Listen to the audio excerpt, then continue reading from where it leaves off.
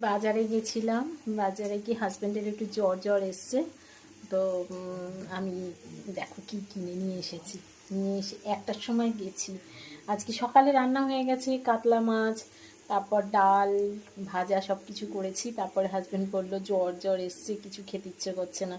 কালকে কিন্তু মাটন করেছিলাম, তারপরেও আজকে আবারও গিলে মেটে নিয়ে এসেছি। কিন্তু কতটা এনেছি জানো? 2.5 কেজি। ওরা আমাকে জোর জবরদস্তি 2.5 কেজি মাটন গিলে মেটে দিয়ে দিয়েছে। আলু ছাড়া তো চলবেই না আমাদের বাড়িতে। মেয়ের বাবা আলু খায় না, ওর সুগার আছে, তবু একটুখানি মাংসের আলু হলে একটু তো একটা খাবেই।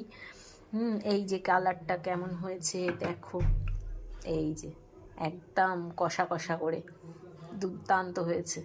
বন্ধুরা চলে এসো, তোমাদের সবার জন্য নেমন্তন্ন রইল। গিলে মেটে কে কে ভালোবাসো আমাকে একটু কমেন্ট করে জানিও। ওকে বন্ধুরা, খুব ভালো থেকো। টাটা। এখন 3টে বাজে, খেতে দিয়ে দিই। টাটা।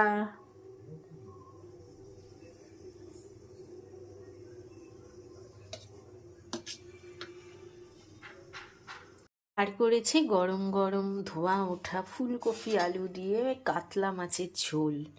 এই দেখো কত বড় বড় কাতলা মাছের পিস। এই কাতলা মাছ দিয়ে আর ফুলকপি আলু দিয়ে ঝোল করেছি, টমেটো দিয়ে। ধনে পাতাটা দিইনি, হাজব্যান্ড ধনে পাতা খায় না, ওরটা নামিয়ে তারপর আমরা ধনে পাতা দিই। তো কেমন হয়েছে বন্ধুরা জানিও।